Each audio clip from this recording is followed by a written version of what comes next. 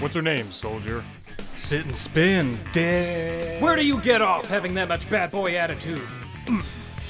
Oh, this guy doesn't play by anyone's rules. Are you some kind of bad boy or something?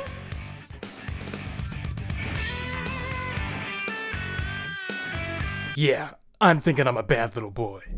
Resident Evil 6 is such a dead horse at this point that I've been using the very idea of reviewing it as a joke on this channel. But there's a different side to the story worth covering, since the game's reputation has evolved over time in a way that's not frequently seen. At launch, most critics regarded it as a colossal failure, with major outlets giving it scores as low as 3 out of 10. 3 out of 5 would have been considered low for a game in this series. One of the common complaints was that the game was a pathetic attempt to cash in on the success of military shooters, with Capcom abandoning horror in pursuit of Call of Duty-like sales goals. Along with that, the controls and mechanics were derided as clumsy and broken, the monotonous action sequences were tiresome, the camera was frustrating, the quick-time events were— fuck it, everything. Everything about the game was terrible. Sales momentum dropped sharply after launch, and Capcom rebooted the series with a much more focused and horror-based vision that has served them well ever since. It would be easy to write the game off as an embarrassing miscalculation, but then it would be hard to explain how the game has kept selling over the years, taking the number 3 spot in the rankings. That's not the number 3 spot in the Resident Evil series, that's number 3 in Capcom's entire history, and it's just a sliver away from being number 2. Granted, a lot of those sales came after the game landed in the bargain bin, but it still counts for something that Resident Evil 6 just refuses to die. The game's fans will claim that it continues selling because it was an extremely fun action game with groundbreaking third-person controls and combat mechanics that were misunderstood by the majority of critics. Their argument is usually that Resident Evil 6 should be approached like a Platinum title, a stylish, over-the-top action game like Vanquish or Bayonetta, and that the haters rejected it simply because they were too closed-minded to accept anything that wasn't survival horror. So who is right? As the internet's most unbiased nobody, I feel as if it's my reluctant duty to answer this question once and for all, beginning with the most important point. The controls work really well.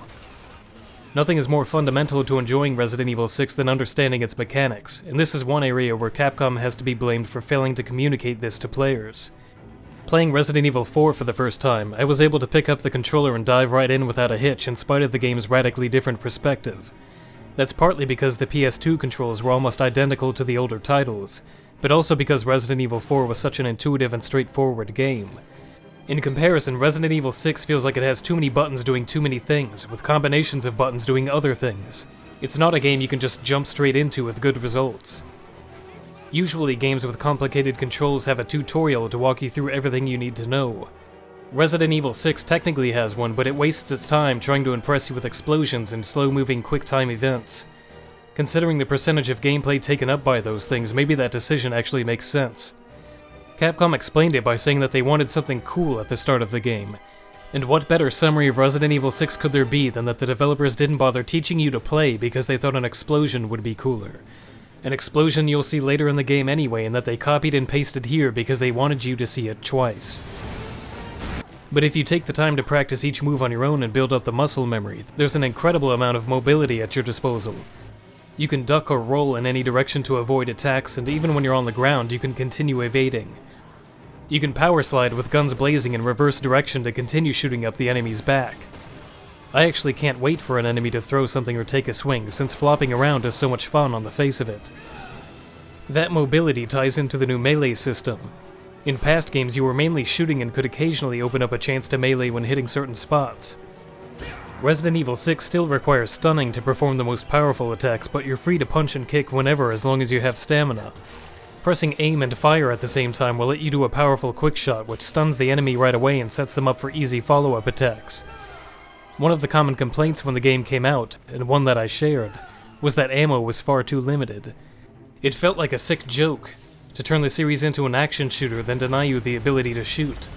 But if you actually use the new melee system, that problem goes away. Sometimes. More on that later. The game also has a lot of great context-sensitive animations for the attacks, depending on your position relative to the enemy and the environment. Anytime someone defends Resident Evil 6, they inevitably share a bunch of clips or gifs of wrestling moves to prove that the game is great. And the action is really flashy and slick. It's clear that Capcom spent a lot of time getting the core mechanics to feel great, and it's unfortunate that so many people couldn't appreciate it. So does that mean the critics really were closed-minded and that Resident Evil 6 was a misunderstood masterpiece? No. The big problem with that argument is that Resident Evil 4 exists. This is the game that gave you ammo when killing enemies, and gold and other trinkets that could be traded for bigger, better guns. The old games were all about avoiding the use of resources at all costs. This game was all about expending them. Oh, that's a hell of a gun. It introduced quick-time events and cover shooting. It sped up the pace by ditching puzzles and turning the world into a linear rail so that you could blast through enemies and gather jewels more efficiently. It was a total betrayal of everything survival horror was about. So if fans really are so closed-minded about change, why is it that this game is almost universally revered as a masterpiece? What did Resident Evil 6 do in comparison that was a bridge too far? Letting you roll on the ground?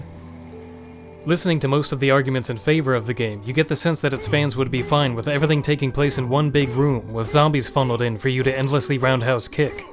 And that's kind of what the Mercenaries mode is. This is probably Resident Evil 6 at its best, with a focus purely on its combat. But a full game needs a lot more than that. There's gotta be connective tissue holding it all together. The reason Resident Evil 4 got away with what it did is that it was nearly perfect all the way through. The opening segment is so fun that it's hard to resist starting another playthrough, and afterwards the creepy farm slows things down and pulls you in to explore. Then there's another big action section, followed by more atmospheric silence. The game knew just when to change gears to keep the player interested, and that pacing is such a major part of why the game works. The slow, quiet moments are every bit as important to the game as the action sequences, and without them the action would lose its relative intensity and become boring. Resident Evil 6 completely and utterly fails in this regard, mainly because its slow segments are terrible. Jake's campaign has a chapter where you search a mountain for 3 digital MacGuffins. You've got to find them. Stringing these things across a large mountain feels like the most uninspired kind of busywork a game can throw at you, as if the developers needed to fill 15 minutes of time and couldn't come up with anything better. The few things they tried to make it more interesting only made it worse and worse to play. It's already hard to see and the snowstorm whites out your vision randomly. There's a giant icy slope with snipers, machine gunners, and snowmobilers charging down it, and if you get hit or do any of your fancy moves, you'll slide all the way down to the giant cliff at the bottom. This is video game hell. And Resident Evil 6 is full of segments like this. Ada has to search an aircraft carrier for, say it with me, 3 who gives a shits, running through dull, copied and pasted barracks, scavenging for ammo to fight waves of identical enemies, using mechanics that lost their appeal 2 campaigns ago. When you finally find a key, a monster eats it and disappears through a vent, padding this junk segment out even more. At times, it feels like a high-voltage software game. It looks, sounds, and plays like something made by a much smaller studio with fewer resources. There's no particular mood to most of it. The past games were incredibly good at setting a tone for each area. This game's idea of atmosphere is putting a couple of mannequins in a dark room. And that's it. Okay, I guess we're done with that. There's an awkwardly long car ride that I assume is supposed to feel tragic, but after the thousands of zombie heads you've suplexed off during the multiple outbreaks in this game alone, it's kind of hard to feel much of anything at this point. The soundtrack is full of generic military themes. Alpha Team, get out of there now! And stuff that sounds ripped off from other sources. This is also a matter of taste, but the visual style looks like someone severely crushed the blacks and blew out everything bright with bloom. It's the game equivalent of doing this. Resident Evil Remake is a great example of dark visuals done really well. The lighting and the objects within it are given special attention, and even the dark areas have a lot of carefully placed detail to soak in. Even the objects that are prominently lit in Resident Evil 6 look like junk, and there's a sense that the darkness is hiding how little there is to see otherwise. And the game has a lot to hide, considering that getting close to practically anything will reveal GameCube-level assets. The only thing that consistently looks nice is the character work. Wait a minute. This lady gets around. Resident Evil 5 may not have had enough atmosphere, but it was at least an amazing-looking game for its time, and it still holds up fairly well. Resident Evil 6 feels like a step down, and at least on PC it literally was, with a few effects being downgraded. It's clearly a game where you're supposed to be charging forward without ever stopping to look around. Wait a minute. That guy gets around. The obvious reason for the rushed visuals is that Capcom was stretched thin developing 4 scenarios at once, something that turned out to be much harder than they were expecting, and that's all Resident Evil 5's fault. You can pinpoint the exact moment Resident Evil died as a horror series, and it's right here. When zombies with AK-47s started tactically ducking behind cover and firing back, the series had finally completely stamped out the last trace of horror. If you can replace the monsters in your game with normal humans and it doesn't make any difference, you've kind of fucked up at making a horror game. The near universal response to Resident Evil 5 was that it was still really solid fun, but that the series had veered too far into action and needed to tilt back towards horror. The problem is that Resident Evil 5 went on to become the best-selling game in the series, and even the best-selling game in Capcom's history until Monster Hunter displaced it. There was no way Capcom was going to walk away from sales like that, but they also didn't want to lose longtime fans, and that dilemma seems to be the origin of the split campaigns. Chris's scenario feels like the one they wanted to make. It picks up right where the zombies with guns idea left off and amps up the military shooter vibe. Group 4 is a mix of civvies and hostiles. Got anything else? Leon's was meant to be the one for horror fans. The idea of having one scenario for each isn't necessarily terrible. The problem is that Leon's campaign is hardly less action-focused than any of the others. It's just as full of explosions, quick-time events, and diving around with guns blazing. Everything that was supposed to make this the horror scenario was just superficial nostalgia. You've got Leon, the star of Resident Evil 2, using his Resident Evil 2 gun in an old creaky building in the midst of a zombie breakout. But the zombies fly through the air like Cirque du Soleil performers, and there are only a few brief instances where it's even remotely scary. The game has the absolute balls to put you in a classic Resident Evil location with locked doors and then force you to watch someone else open them for you. When people say that Resident Evil 6 is a non-stop action thrill ride, they probably don't mean the part where you slowly walk for 10 minutes following your 5th grade math teacher around. While we're waiting, here's a list of things you can do that are more fun than playing Resident Evil 6. Play Bayonetta, or Vanquish, or any of the other much better games that people compare this to when trying to defend it. Apply for a bank loan, read a good book, feel tired, take a walk in the sun, confront a friend, violate parole, press the power button and turn Resident Evil 6 off, and many more. This isn't a complaint that the game isn't enough like the old ones. It's a complaint that the game is trying to do some other kind of horror and doing it badly. The point of this sequence is to find the guy's daughter who is infected. Guess what happens? Yeah, that. You go through a large number of scripted set pieces like this, including a QuickTime event sequence in a car. QuickTime events were pretty effective when used for things like the knife fight in Resident Evil 4, since that revolved around split-second reflexes.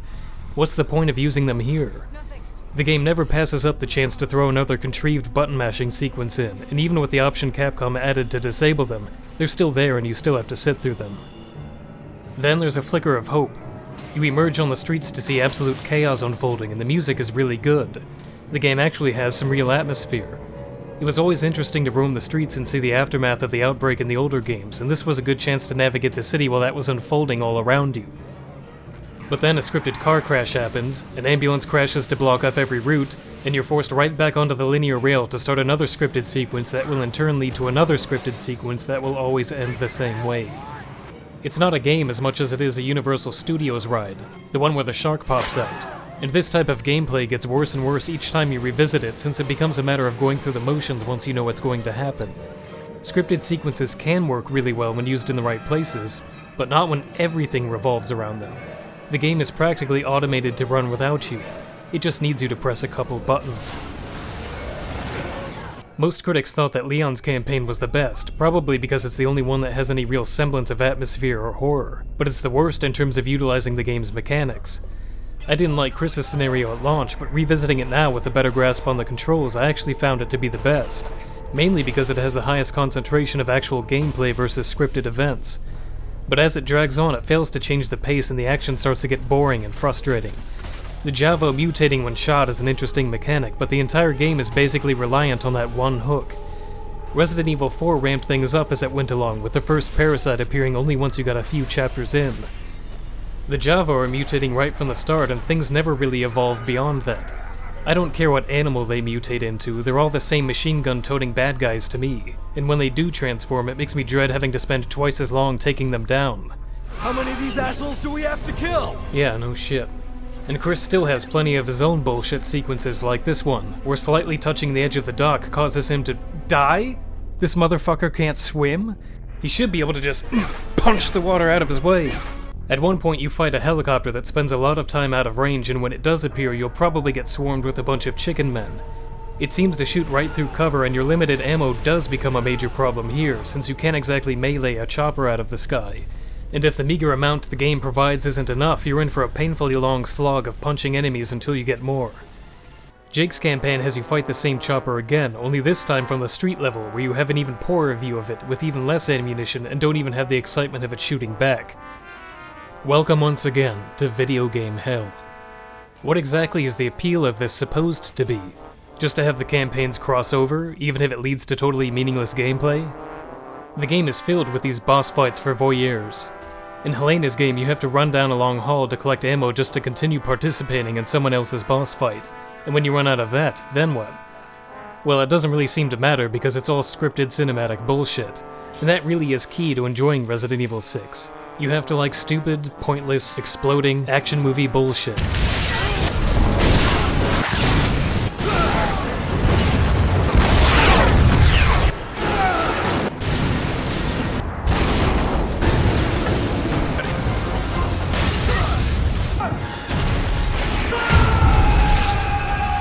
And action movie one-liners. Welcome to the club. No. You get used to it.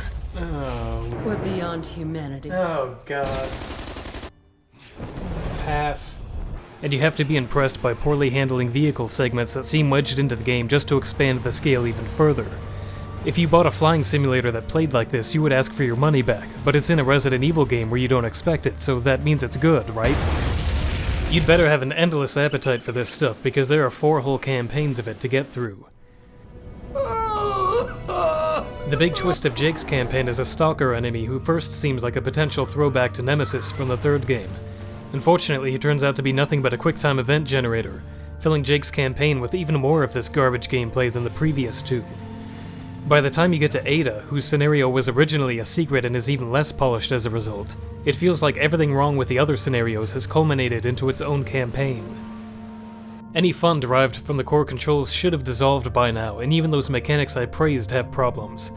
The game often melees the wrong targets or uses the wrong object for cover, and in cases like this registers the wrong partner actions. Follow me. Not now.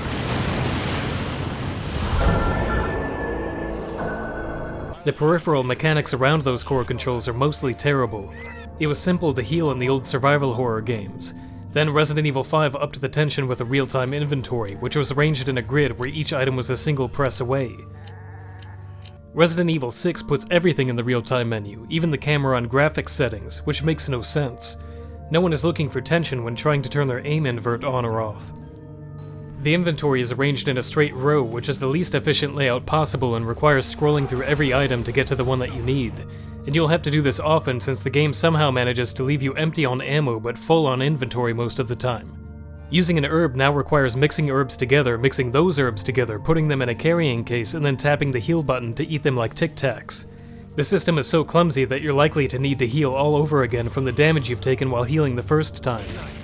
Revelations was a step away from the action of Resident Evil 5, and it simplified the healing process to just one button press. And again, that was a more horror-oriented game. So why is it the fast-paced, over-the-top action game that has the most deliberately clumsy healing in the series? What's the point? Bayonetta doesn't make you enter button combos to use a lollipop. Fans of the game defend stuff like this by saying that you can mix herbs in between melee animations, or that you can use a hidden method to mix them automatically by holding a certain button combination. It's still a bad system, but more importantly, why is the fast mixing hidden at all, as if it were the Konami code? There's a similar trick where you can hold the action button to avoid the painfully long recovery times when getting knocked to the ground, and if you're lucky you might see the game flash tips like this on the loading screen.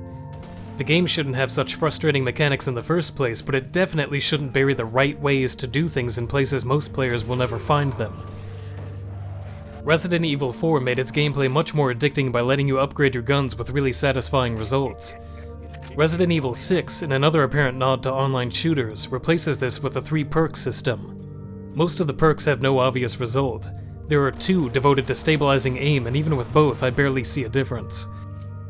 The only ones worth bothering with are the ones with explicitly defined improvements, like 5 extra stamina bars, and once you've found them, there's no use bothering with the rest. You can only equip a few, and most of them don't really do anything, so what's the point?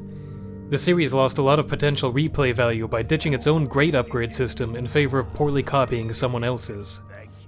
At this point, the horse has been beaten into a gelatinous pulp and I have to stop. The fair answer is that the game is somewhere in between both extremes, as the Buddha taught us. It's not the complete loss that many people made it out to be at launch, and it does deserve more credit for the things it did well, mainly when it comes to mobility. It is, in small doses, a lot of fun. But the game Capcom built around those controls is bad, and no amount of getting good and learning to play the right way changes the fact that the pacing is terrible and that the scenarios are badly lacking polish. In order to argue that this game is good, you have to sweep an incredible amount of garbage under the rug. If you could edit games like a film and stitch only the good parts together, you might be able to make a really good game out of this, but the half-baked game we got failed as a vehicle for its own mechanics. You can still have fun playing it, but it sucks. In a way, everyone is right about it at once. That's just the kind of game Resident Evil 6 is, a partially enjoyable failure. If anyone wants to argue that it was unconditionally great, then you've got to submit evidence of yourself enjoying these bullshit sequences. I want to see you having fun fetch questing for these keys, or climbing these ladders, or staring in genuine awe at the game's 400th explosion. Post your evidence with the hashtag #BadBoyWithExtremeTude on MySpace.